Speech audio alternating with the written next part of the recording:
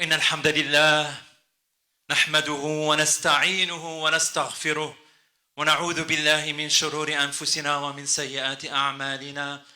من يهد الله فهو المهتد ومن يضلل فلن تجد له وليا مرشدا. وأشهد أن لا إله إلا الله وحده لا شريك له الكريم المنان. وأشهد أن سيدنا محمدا عبده ورسوله المبعوث رحمة للعالمين، صلى الله وسلم عليه وعلى آله وأصحابه أجمعين. أعوذ بالله من الشيطان الرجيم. يا أيها الذين آمنوا اتقوا الله وآمنوا برسوله يؤتكم كفلين من رحمته ويجعل لكم نورا تمشون به ويغفر لكم والله غفور رحيم. أما بعد، إخواني أخواتي الأحبة، mes chers frères et sœurs, يقول سبحانه وتعالى: ووصينا الإنسان بوالديه إحسانا حملته أمه كرها ووضعته كرها وحمله وفصاله 30 شهرا حتى إذا بلغ أشده وبلغ 40 سنة قال رب أوزعني أن أشكر نعمتك التي أنعمت علي وعلى والدي وأن أعمل صالحا ترضاه وأصلح لي في ذريتي إني تبت إليك وإني من المسلمين. Allah subhanahu wa ta'ala dit: nous avons recommandé à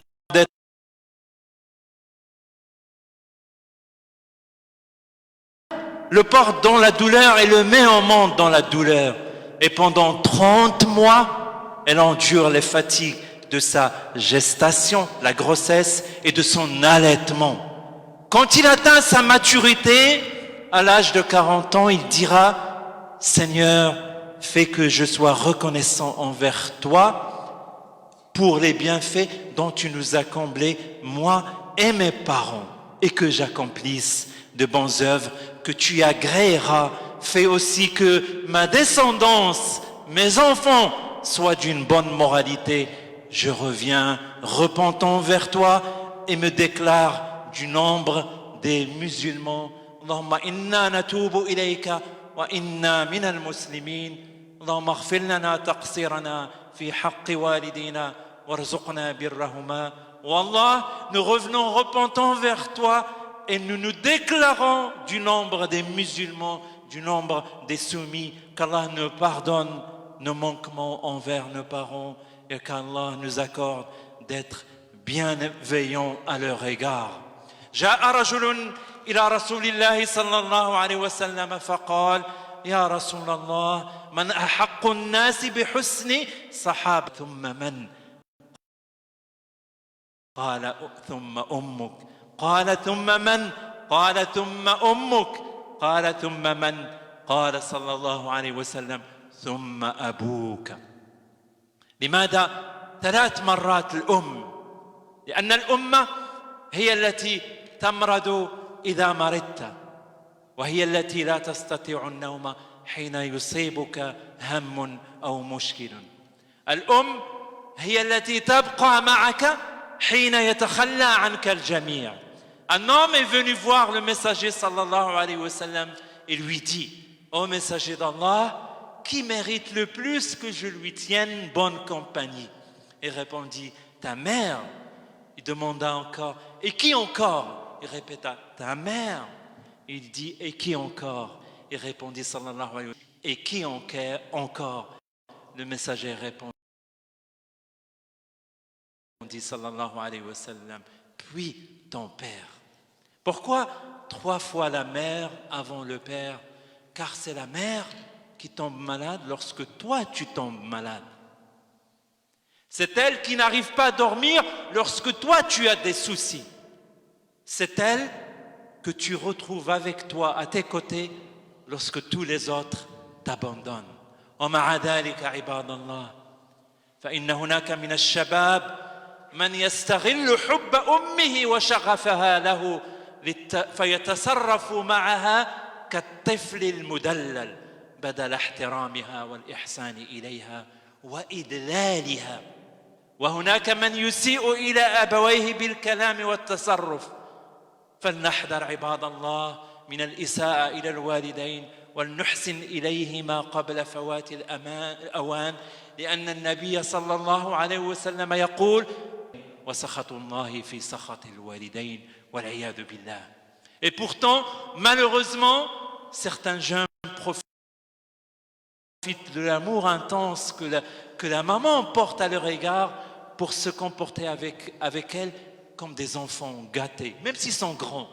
Ils exploitent cet amour pour obtenir d'elle ce qu'ils veulent, au lieu de la respecter comme il se doit, au lieu de lui tenir bonne compagnie, au lieu de la gâter même.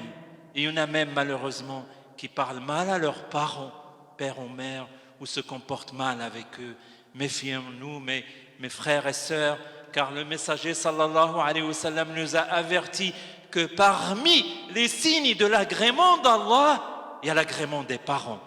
Et parmi les signes de la colère d'Allah, il y a la colère des parents, qu'Allah nous en préserve.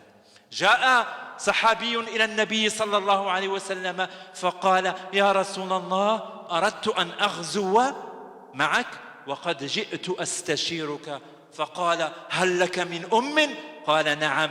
قال: فالزمها فإن الجنة تحت رجليها. Un compagnon vint voir le messager sallallahu alayhi wa sallam en lui disant: Ô prophète, je voudrais partir combattre dans le sentier d'Allah. Pourrais-tu me conseiller à ce propos? Le messager sallallahu alayhi wa sallam lui répondit ou lui demanda: As-tu une mère? Oui, déclara l'homme. Alors le prophète sallallahu alayhi wa sallam lui dit: Occupe-toi d'elle, car le paradis se trouve sous ses pieds. Ibadallah, soyons bons envers nos parents, car c'est un grand mérite.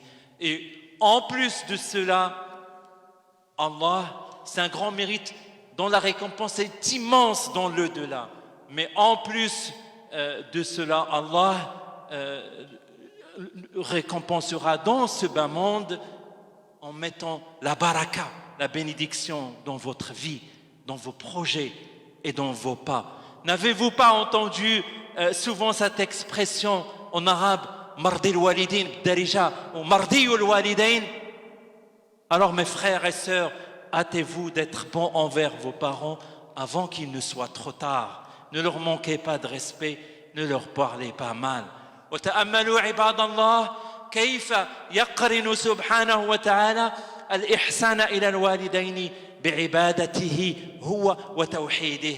وقضى ربك ألا تعبدوا إلا إياه وبالوالدين إحسانا إما يبلغن عندك الكبر أحدهما أو كلاهما فلا تقل لهما أف ولا تنهرهما وقل لهما قولا كريما واخفض لهما جناح الذل من الرحمة وقل رب ارحمهما كما ربياني صغيرا.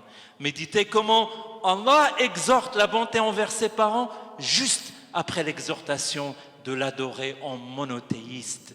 Dans ce verset où Allah nous dit: ton Seigneur t'ordonne de n'adorer que lui, de traiter avec bonté ton père et ta mère. Et si l'un d'eux ou tous les deux atteignent auprès de toi un âge avancé, ne leur dis pas ouf. Ne fais pas un soupir de mépris. Ne leur dis pas ouf. Ne leur manque pas de respect, mais adresse-leur des paroles affectueuses. Et par miséricorde, fais preuve à leur égard d'humilité et adresse à Allah cette prière: Seigneur, sois miséricordieux envers eux comme ils l'ont été envers moi quand ils m'ont élevé tout petit. قال رجل لسيدنا عمر رضي الله عنه: إني أخدم أمي كما كانت تخدمني في الصغر فهل قمت بحقها؟ رد عليه عمر: لا، إنها كانت تخدمك وهي تتمنى لك الحياة وأنت تخدمها وأنت تتمنى لها الموت. والعياذ بالله.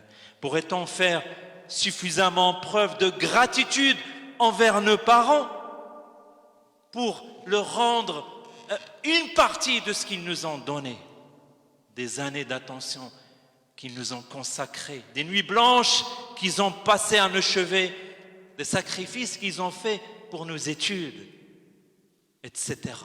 Un homme demanda à Omar, le deuxième calife bien guidé, « Je prends soin de ma mère comme elle prenait soin de moi enfant, et je remplis mes devoirs envers elle ainsi. » Omar lui répondit, « Pas du tout. Elle prenait soin de toi en espérant ta vie, que tu grandisses, tandis que toi, tu prends soin d'elle en espérant sa mort. » Allahumma ighfir lana taqsirana fi haqqi ummahatina wa abaina. Qu'Allah nous pardonne nos manquements envers nos parents. لذلك عباد الله يقرن كذلك سبحانه وتعالى الشكر له لله بالشكر للوالدين في هذه الآية. ووصينا الإنسان بوالديه حملته أمه وهنا على وهن وفصاله في عامين أن اشكر لي ولوالديك إلي المصير. C'est pour cela qu'Allah associe aussi la gratitude envers, la reconnaissance envers ses parents à la gratitude envers Allah lui-même. Lorsque subhanahu wa ta'ala dit dans ce verset, nous avons recommandé l'homme d'être bienveillant à l'égard de ses parents. Regardez le nombre de versets qui parlent des parents. Nous avons recommandé à l'homme d'être bienveillant à l'égard de ses parents, car sa mère a enduré de multiples souffrances en le portant dans son sein, en le mettant au monde et en l'allaitant 2 années durant jusqu'au sevrage. Sois donc reconnaissant envers moi et envers tes parents. Sois donc reconnaissant, shukr, envers moi, Allah il nous dit ça, et envers tes parents, c'est vers moi que se fera votre retour. Ibadallah, فلينظر كل منا إلى حاله مع والديه حتى يعرف حاله مع ربه. هناك أشياء لا يمكن استدراكها بعد موتهما. Que chacun de nous voit comment il est avec ses parents pour avoir une idée si Allah est satisfait de lui. N'attendons pas que ça soit trop tard. Il y a des choses qu'on ne peut pas rattraper après leur mort. Il y a des gens qui contactent peut-être rarement leurs parents, qui ne prennent jamais de leurs nouvelles. Allahumma aslihna warzuqna birra al-walidayn. Allahumma arham walidina kama rabbawna sighara. Qu'Allah nous aide à nous réformer et à être bienveillants envers nos parents. Oh Allah, sois miséricordieux envers nos parents, comme ils l'ont été envers nous quand ils nous ont élevés tout petits. أقول قولي هذا وأستغفر الله لي ولكم ولسائر المسلمين فاستغفروه إنه هو التواب الرحيم.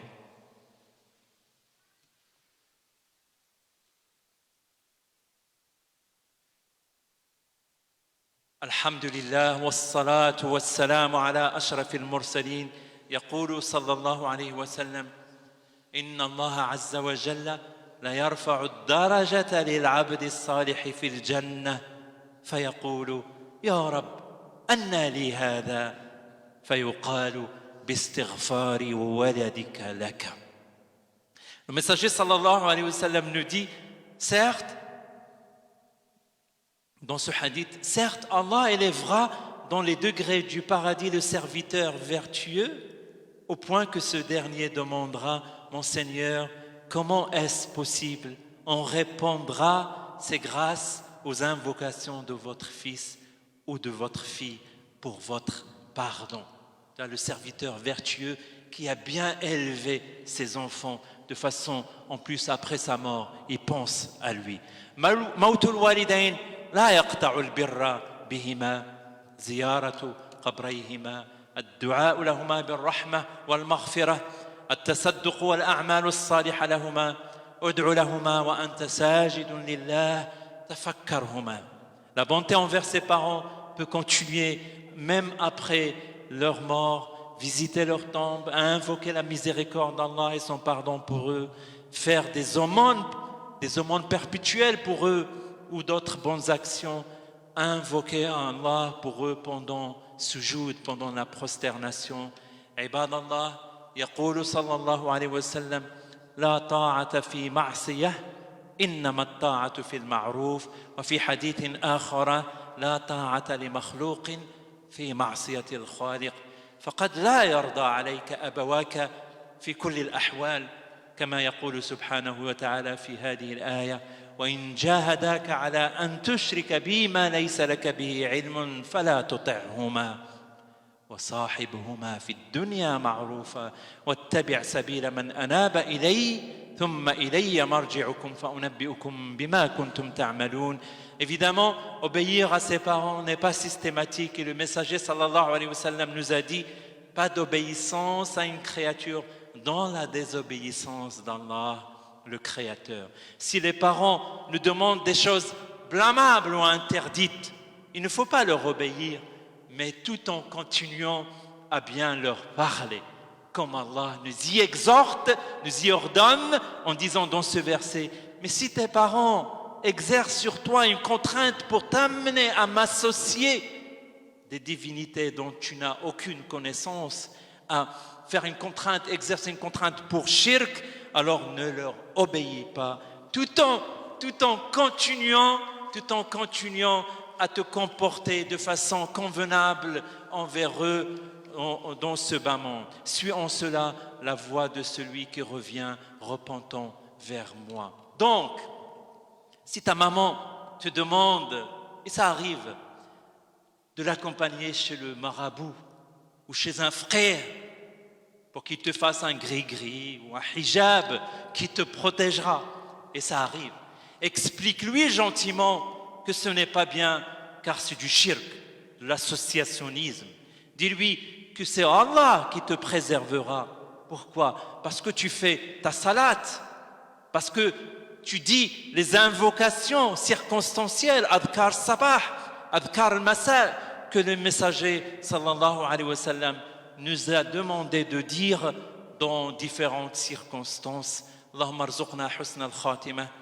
اللهم اجعلنا بوالدينا بارين وبنعمتك وبنعمك شاكرين اللهم ارحم والدينا واغفر لهم اللهم أصلحنا وأصلح بنا اللهم اهدنا واهد بنا اللهم ألف بين قلوبنا واجمع شملنا اللهم آت أنفسنا تقواها وزكها أنت خير من زكاها أنت وليها ومولاها اللهم اشف مرضانا وارحم موتانا اللهم اشف مرضانا وارحم موتانا اللهم اشف مرضانا وارحم موتانا اللهم انصر المستضعفين في العالم كله ربنا اغفر لنا ولإخواننا الذين سبقونا بالإيمان ولا تجعل في قلوبنا غلا للذين آمنوا ربنا إنك رؤوف رحيم ربنا تقبل منا إنك أنت السميع العليم والحمد لله رب العالمين.